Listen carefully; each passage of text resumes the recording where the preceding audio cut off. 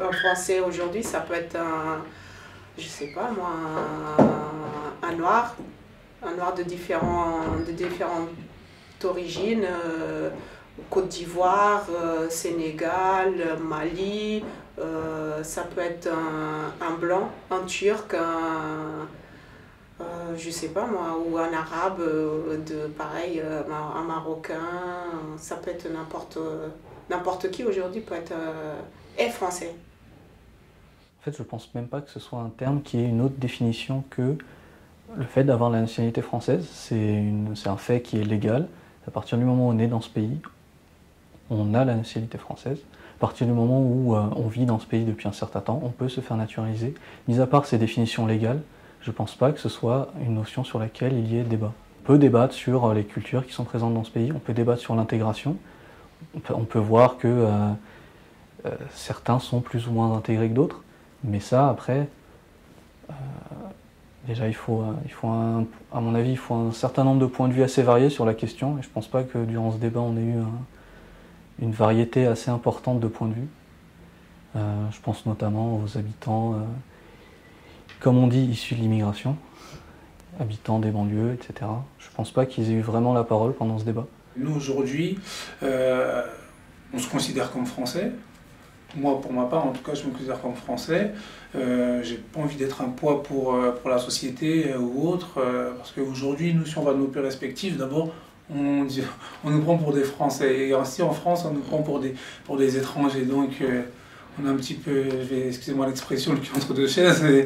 Et donc voilà, non, moi, c'est quelque chose vraiment qui me touche, parce que nous, on fait tout, on va dire, pour s'intégrer, pour crier au fur que oui, on est Français. Je suis né dans ce pays, donc je suis Français par définition. J'aime beaucoup la culture française. Maintenant, évidemment, j'ai une double culture car mes parents sont originaires d'Algérie. Donc j'aime également beaucoup ma culture d'origine. Je raisonne beaucoup plus en termes de culture qu'en termes de nationalité. Pour moi, à partir du moment où on vit dans un pays, on peut être attaché à plusieurs cultures. Ça ne change pas grand-chose. Tout ce qui définit la nationalité, c'est le fait d'être né dans ce pays.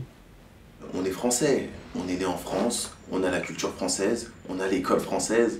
Après, on a certes la chance d'avoir, un héritage, voilà exactement.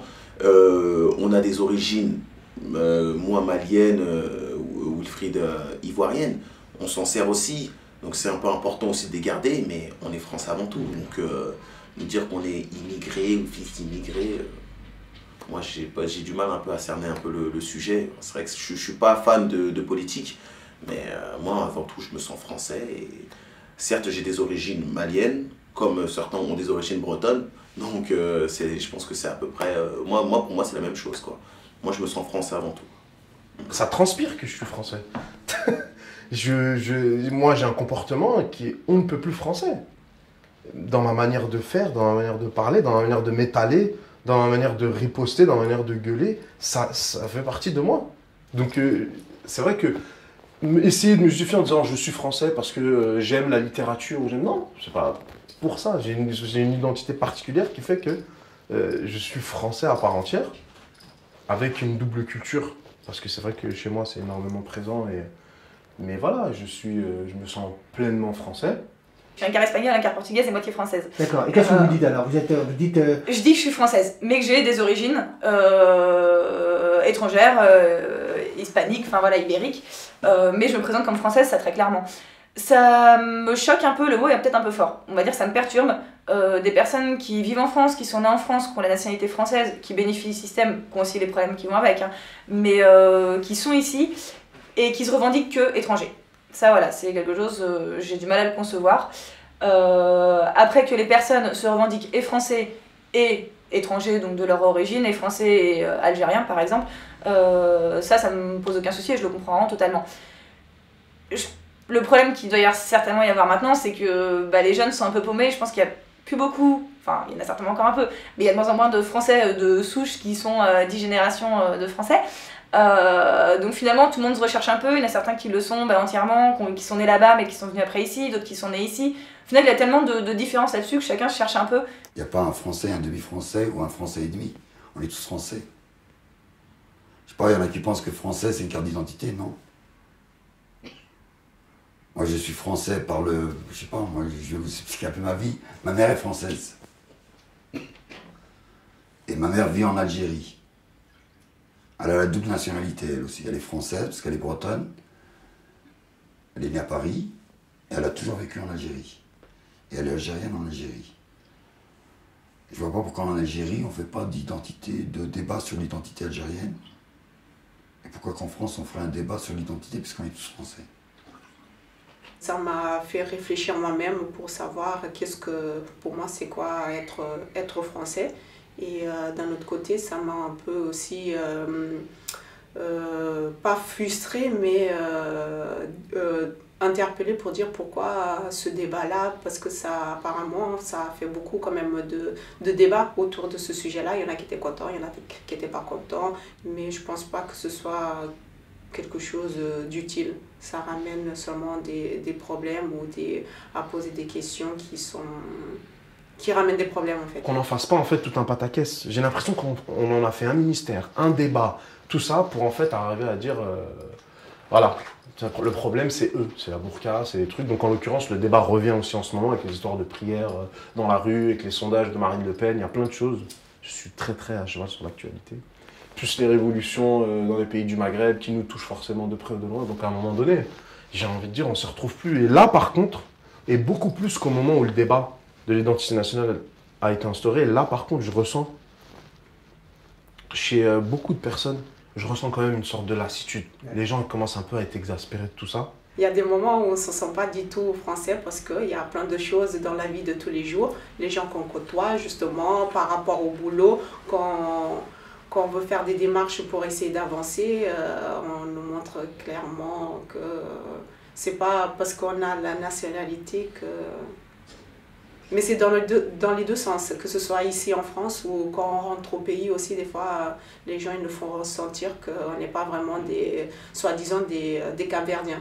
Parce qu'on est parti, donc pour eux, on n'a pas... je ne sais pas si c'est question de valeur ou pas, mais on n'a plus les mêmes... on n'est plus reconnus ou traités comme les gens de là-bas. Pas retrouver sa place, je pense que la place on l'a retrouvée, mais c'est quand on nous le rappelle. Hein. C'est à ce moment-là, quand on vous dit vous êtes française, mais quelle est votre origine? Par exemple, j'ai origine turque. Ah oui, d'accord. Donc c'est remis en question. Moi je suis contre l'esprit communautarisme qui peut se faire comme ça se passait auparavant. Non, il faut au contraire élargir le plus largement possible pour faire comprendre pédagogiquement que les gens qui sont issus d'immigration, qui sont nés sur le territoire français, sont des Français à part entière et qu'ils aiment la France et qui respectent la France et qui veulent faire pour la France et qui veulent aussi mourir pour la France. Et ça, c'est important de le faire passer le message. Parce que même si il y a toujours encore une fois, cette petite guéguerre colonialisme, il faut la dépasser. Parce que ce qu'on fait là, c'est nos enfants qui arrivent après. Et je pense que c'est important de leur laisser la possibilité, comme ont fait nos parents à l'époque, où nos parents ne s'impliquaient pas politiquement, mais on nous disait juste une chose. Moi, je sais que par rapport à mon père, que dit son âme, il me disait, ben non, mais t'es français, donc tu prends ta carte d'identité française. Donc déjà, il y a eu ce passage.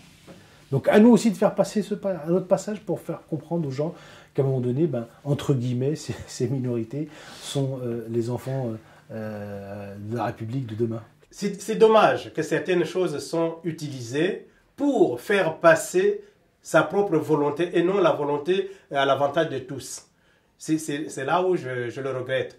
Parce que l'identité nationale, on va le demander, mais de quoi a été enrichie la France?